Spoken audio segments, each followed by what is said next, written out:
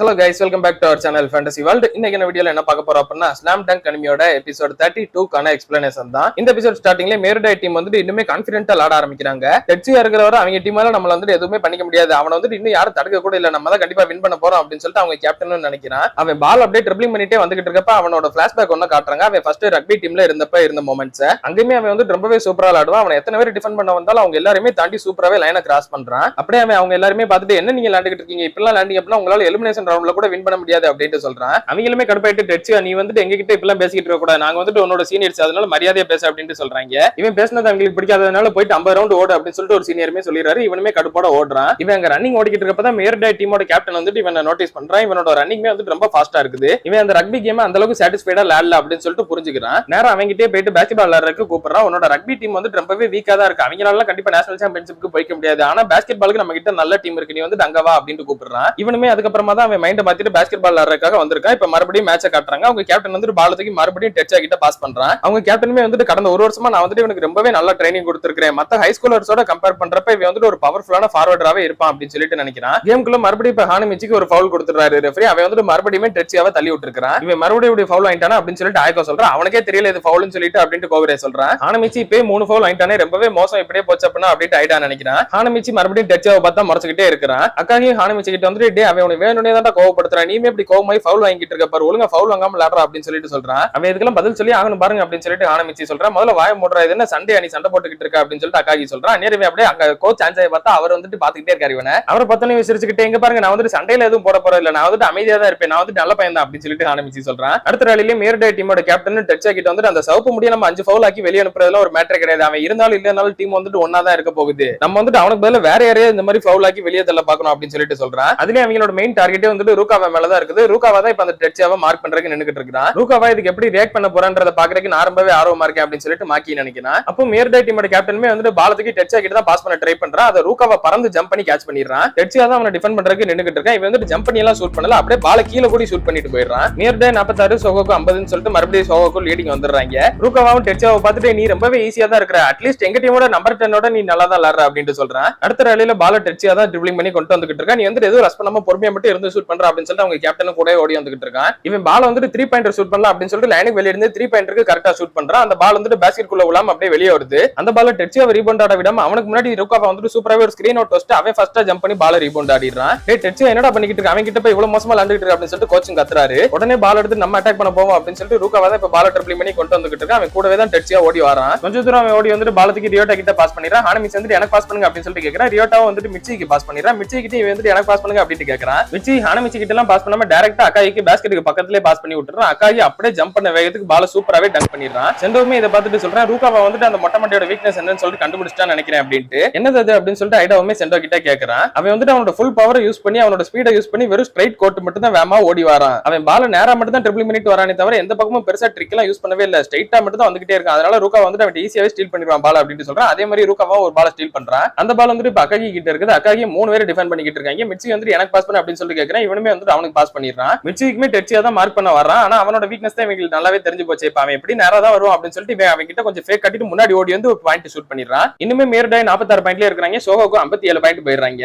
இந்த மேட்ச் வந்துட்டு முடிஞ்சிருச்சு அவ்வளவுதான் அப்படின்னு சொல்லிட்டு மாக்கி நினைக்கிறான். அப்போ சைக்கிள்ல ஒரு 2 கேரக்டர் வந்துகிட்டு இருக்காங்க. மாக்கி என்ன யூனிஃபார்ம் போட்டுருக்கானோ அதே யூனிஃபார்ம் தான் அந்த 2 பேருமே போட்டுருக்காங்க. விச் மீன்ஸ் இவங்களுமே கைனன் ஸ்கூல் பசங்க தான். நம்ம இதுக்காக இப்ப சோகோக்கு வெர்சஸ் மேருடை கேம் எல்லாம் பாக்குறதுக்காக போனோம், அதுவே ஒரு சப்பையான கேம் தான். அவங்களே அதிகபட்சம் செமிஃபைனல்ஸ் வர வந்த டீம் தான். அவங்கள போய் நம்ம இதுக்கு பார்க்கணும் அப்படின்னு சொல்லிட்டு புலம்பிக்கிட்டே போறான். முன்னாடி சைக்கிள் ஓட்டிக்கிட்டு இருந்த பையனுமே அதுக்கு வந்துட்டு சோகோக்கு இந்த வாட்டி கொஞ்சம் ஸ்ட்ராங்கா இருப்பாங்கன்னு சொல்லிட்டு நான் நினைக்கிறேன். அந்த டீம்ல கேப்டன் அக்காகி இருக்காரு. அப்புறம் அங்க பாயிண்ட் கார்டா வந்துட்டு ரொம்பவே முக்கியமான ஒரு பிளேயர் ரியோட்டான்னு சொல்லிட்டு ஒருத்தர் இருக்கான். அதுக்கப்புறம் ரூகாவா வேற இப்பதான் ஜாயின் பண்ணிருக்கான். அதனால ஒரு நல்ல மேட்சா தான் இருக்கும் நம்புறேன் அப்படின்னு அந்த ஓட்டிட்டு போறவன் சொல்றான். எல்லாருமே ரூகாவாவை தான் ஃபர்ஸ்ட் இயர்லயே நம்பர் 1 பிளேயர்னு சொல்லிட்டு சொல்லிட்டு இருக்காங்க. ஆனா அது வந்துட்டு உண்மை கிடையாது. நான் தான் நம்பர் 1 பிளேயரா இருப்பேன், நான் தான் நோபுனாகா கியோட்டா, நான் தான் நம்பர் 1 பிளேயராவே இருப்பேன் அப்படின்னு அவன் சொல்றான். அந்த பின்னாடி வந்துகிட்டு இருக்க பேர் தான் நோபுனாகா கியோட்டா. இவனை நம்ம ஷார்ட்டா கியோட்டான்னு சொல்லிட்டு கூப்பிடுவோம். இவனோட பேரை ஞாபகம் வச்சுக்கோங்க. கேம்ல இப்ப அடுத்த ரேலியில ரியோட்டா பால சூப்பராவே ட்ரிபிளிங் பண்ணி கொண்டு வந்து அவனே ஒரு பாயிண்ட் ஷூட் பண்ணி பாயிண்ட் வாங்குறான். ஆயக்கோமே சூப்பர் ஷாட்டரா ரியோட்டா அப்படின்னு சொல்றான். இதை கிட்டனே எனக்கு ரொம்ப சந்தோஷமாயிருது. மேருடை கேப்டன்மே டெட்சா கிட்ட வந்துட்டு சைட்லயே கொஞ்சம் சுத்தி முத்தி பாடுறான். உனக்கு முன்னாடி மட்டுமே பாத்துக்கிட்டு இருக்கான், கிளியரா ஃபேக் காட்டுறான்னு சொல்லிட்டு தெளிவா தெரியுது. அதை போய் இப்படி கோட்டை விட்டு நிக்கிறேடா அப்படின்னு திட்டுறான். இப்போ அந்த கைனன் பிளேயர்ஸ் 2 பேருமே வந்துட்டு ஸ்டேடியத்துக்கு பக்கத்துல வராங்க. சரி எந்த டீம் வின் பண்ணுன்னு சொல்லிட்டு நினைக்கிறேன் அப்படின்னு ஜின் கேக்குறான். சைக்கிள் ஓட்டிட்டு வந்த பையனோட பேர் தான் வந்துட்டு ஜின். இவனோட பேரையுமே ஞாபகம் வச்சுக்கோங்க. கியோட்டாவுமே எந்த டீம் ஜெயிச்சா நமக்கு என்ன, அது எந்த ஒரு சேஞ்சஸையும் கொண்டு வர போறது இல்லையா அப்படின்னு சொல்றான். இவங்க 2 பேரும் உள்ள வந்து பாக்குறப்ப அக்காகி வந்துட்டு அந்நியாரம் கரெக்டா ஒரு டங்க் பண்றான். பாயிண்ட்டுமே பார்த்தா ரொம்ப ஷாக்கிங்கா தான் இருக்குது. சோகோக்கு 100 பாயிண்ட் தொட்டுட்டாங்க.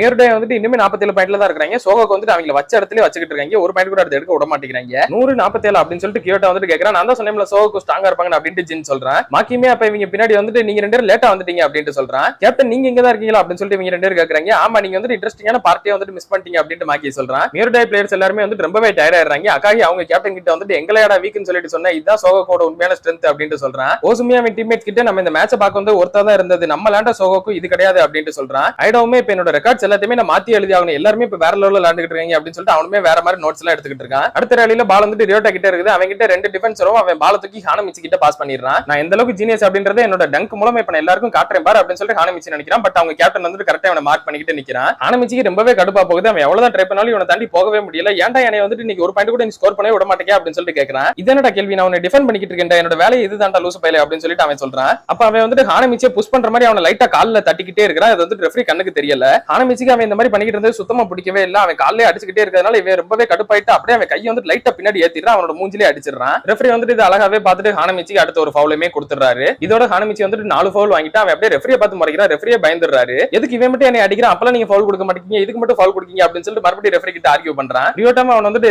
எதுவும் பேசாம இரேண்டா அப்படின்னு சொல்லிட்டு தடுக்கிறான். ரெஃப்ரியுமே வந்துட்டு நீ இப்ப கையை தூக்காம வேற எதுவும் பேசிக்கிட்டு இருந்தா அப்படின்னா உனக்கு வந்துட்டு இன்னொரு டெக்னிக்கல் ஃபவுலுமே கொடுத்துருவேன் அப்படின்னு சொல்றாரு. இவனுமே வேற வழியே இல்லாம கையை தூக்கிடுறான். அதுக்கடுத்த ரேலியில மேர்டை பிளேயர் ஒருத்தங்கிட்ட பால் இருக்குது. அவங்களுக்கு வந்து ரொம்பலாம் டைவல் அப்படின்னு சொல்லிட்டு 3 பாயிண்ட் தான் எய்ம் பண்றாங்க. ஒரு பிளேயர் 3 பாயிண்ட் எடுக்க ட்ரை பண்ணும்போது ரூகாவாத உள்ள வந்து தட்டி விட்டுறான். அந்த பால் அவங்க பிளேயர்ஸ்க்கு முன்னாடி ரியோட்டா கரெக்டா எடுத்து அவன் ஹானமிச்சியை நோக்கி தூக்கி போடுறான். அந்த பாலை பிடிக்கிறதுக்காக ஹானமிச்சி டெட்சியா ரெண்டு பேருமே வந்துட்டு வேகமா ஓடி போறாங்க. டெட்சியாவை அந்த பால் வந்துட்டு ஃபர்ஸ்டா போய் ரீச் பண்றதுக்குள்ளே ஹானமிச்சி சூப்பராவே ஜம்ப் பண்ணி அந்த பாலை இவன் ஃபர்ஸ்டா கேட்ச் பண்ணிடுறான். எல்லாருக்குமே ரொம்ப ஷாக்கிங்கா போகுது. ஹானமிச்சி தான் அப்படியே சூப்பராவே இப்ப பாலை ட்ரிப்ளிங் பண்ணி கொண்டு வந்துகிட்டு இருக்கான். என்ன தாண்டி அவனை போகவே விட மாட்டேன் அப்படின்னு சொல்லிட்டு டெட்சியாவும் வந்துட்டு ஜம்ப் பண்றான். ஹானமிச்சி என்ன ஆனாலும் டங்க் பண்ணியே தீர்வேண்டா அப்படின்ற ஒரு முடிவோட பேஸ்கெட்டுக்கு பக்கத்துல வந்து ஜம்ப் பண்றான். டெட்சியாவுமே அவனுக்கு ஜம்ப் பண்ணிடுறான். எவன் வந்தாலும் நான் இன்னைக்கு ஒரு பாயிண்டாவது ஸ்கோர் பண்ணாம போறதா இல்லடா அப்படின்னு சொல்லிட்டு ஹானமிச்சி வந்துட்டு சூப்பராவே பாலை டங்க் பண்றதுக்கு பேஸ்கெட்டை நோக்கி பக்கத்துல கொண்டு போறான். ஆனா அந்த பால் வந்துட்டு பேஸ்கெட்டோட எட்ஜ், அதாவது முன்னாடி சைடு இருக்கும் தெரியுமா, அங்க மட்டும் லைட்டா பட்டு கொஞ்சம் ஸ்லிப் ஆகி நேரா டெட்சியாவோட தலையிலே அடிக்குது. அக்காகியோட மண்டையில எப்படி பேஸ்கெட் பால் இறக்கணும் அதே மாதிரி கொஞ்சம் கூட பிசுறு தட்டாம அதை விட பவர்ஃபுல்லாவே டெட்சியாவோட தலையில இறக்கிட்டான். போச்சுடா இந்த முட்டா பையன் மறுபடியும் இதை பண்ணிட்டானா அப்படின்னு சொல்லிட்டு அக்காகி ரொம்ப சாக்காகிறா. ரெஃப்ரியுமே வந்துட்டு விசில் பண்ணிடுறாரு. ஹானமிச்சிக்கு 5வது ஃபவுலும் கிடைச்சிருச்சு.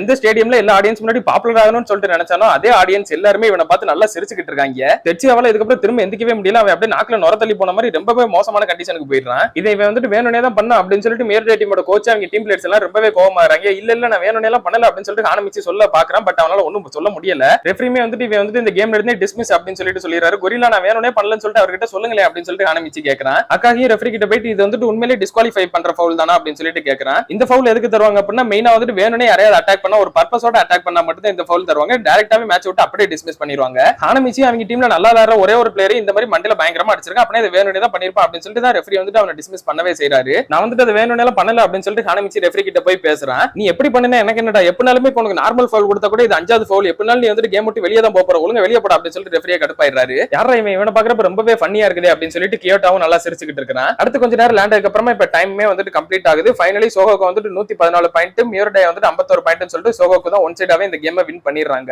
சோகோக்கு பிளேயர்ஸ் எல்லாருமே அவங்களோட ஃபர்ஸ்ட் கேம்ல வின் பண்ண நினைச்சு ரொம்பவே சந்தோஷமாயிடுறாங்க. சோகோக்கு டீம் வந்துட்டு வின் பண்ணனால செகண்ட் ரவுண்டுக்கு முன்னேறாங்க. ஆனா ஹானமிச்சி மட்டும் தான் அங்க அப்செட்டா இருக்கிற ஒரே ஆளு. நான் வேணும்னே பண்ணலடா, அது வந்து தெரியாம நடந்ததுடா அப்படின்னு சொல்லிட்டு ஹானமிச்சி ரொம்பவே அப்செட்டா அவனுக்குள்ளே புலம்பிக்கிட்டு இருக்கான். ஹானமிச்சி அவனோட ஃபர்ஸ்ட் டெபியூ கேம்ல ஒரு பாயிண்ட் கூட எடுக்கல. அட் த சேம் டைம் 5 ஃபவுலுமே வாங்கியிருக்கான். கேம் ஃபுல்லாவும் இல்ல, கேம்ல பாதியிலே வெளியவும் வந்திருக்கான். ஆனா இவ்வளவு மோசமா லேண்டும் கூட ஹானமிச்சி வந்துட்டு அவன் நினைச்ச மாதிரி ஒரு விஷயத்துல மட்டும் கரெக்டா இருந்துட்டான். அதாவது ஃபேமஸ் ஆகுறது, ஃபேமஸ் ஆகிட்டான். சுத்தி இருக்க ஆடியன்ஸ் எல்லாருமே இவனை பார்த்து நல்லா இன்னுமே சிரிச்சுக்கிட்டு தான் இருக்கிறாங்க. நான் வந்துட்டு அதை வேணும்னே பண்ணலடா அப்படின்னு சொல்லிட்டு அவன் வந்துட்டு அவங்க எல்லாரையும் பார்த்து முறைக்கிறான். அப்படியே கட் பண்ணி இதோட இந்த ஒரு எபிசோட முடிக்கிறாங்க. ஹானமிச்சி வந்துட்டு நான் ஒரு ஜீனியஸ் அப்படின்றத எல்லார்கிட்டயும் ப்ரூவ் பண்ணி ஃபேமஸ் ஆகணும் அப்படின்னு சொல்லிட்டு ஆசைப்பட்டான். ஆனா எல்லாருமே இப்படி பார்த்து சிரிக்கிற மாதிரி ஃபேமஸ் ஆனதுன்றது அவனுக்கு ரொம்பவே ஆக்வர்டா தான் இருக்குது. இந்த ஒரு இமேஜை மாத்தி ஒரு நல்ல பாஸ்கெட்பால் பிளேயர் அப்படின்ற மாதிரி ஃபேமஸ் ஆகுவானா இல்லையான்றதெல்லாம் நம்ம அடுத்த எபிசோட்ஸ்ல பார்க்கலாம். அதெல்லாம் நீங்க தொடர்ந்து பார்க்கணும்னு நினைச்சீங்க அப்படின்னா மறக்காம நம்ம சேனலை சப்ஸ்கிரைப் பண்ணி சப்போர்ட் பண்ணுங்க. அப்படியே இந்த எபிசோட் பிடிச்சிருந்தா மறக்காம ஒரு லைக்கையும் போட்டு போயிருங்க. நான் உங்களை இன்னொரு நல்ல வீடியோல வந்து மீட் பண்றேன். Bye guys.